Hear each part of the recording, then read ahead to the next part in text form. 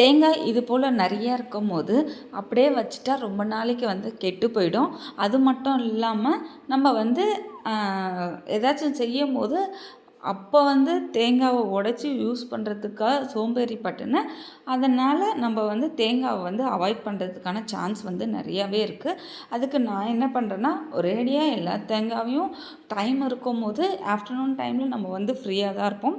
அந்த டைமில் உடைச்சிட்டு குட்டி குட்டி பீஸாக கட் பண்ணிவிட்டு இது போல் மிக்ஸி ஜாரில் போட்டு ரொம்ப நைஸாக அரைக்காமல் லைட்டாக துருவின மாதிரி அரைக்கிற மாதிரி வரும்.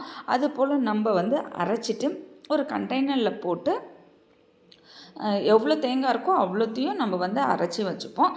அரைச்சிட்டு ஏர்டைட் கண்டெய்னர் அப்படி இல்லைன்னா ஜிப்லாக் கவரில் நம்ம போட்டு வச்சோம்னா ரொம்பவே யூஸ்ஃபுல்லாக இருக்கும். கண்டிப்பாக ட்ரை பண்ணி பாருங்கள். ட்ரை பண்ணி பார்த்துட்டு கமெண்ட்ஸில் சொல்லுங்கள். இது போல் பண்ணும்போது நம்ம குழம்புக்கு ஏதாச்சும் கொஞ்சமாக தேவைப்பட்டுனாலோ இல்லைன்னா பொரியலுக்கு கொஞ்சமாக தேவைப்பட்டனாலோ டக்குன்னு எடுத்து நம்ம யூஸ் பண்ணிக்கலாம்.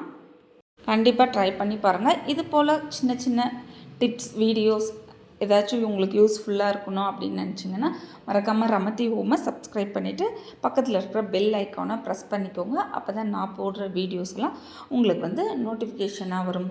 தேங்க்யூ. நெக்ஸ்ட் வீடியோவில் பார்ப்போம்.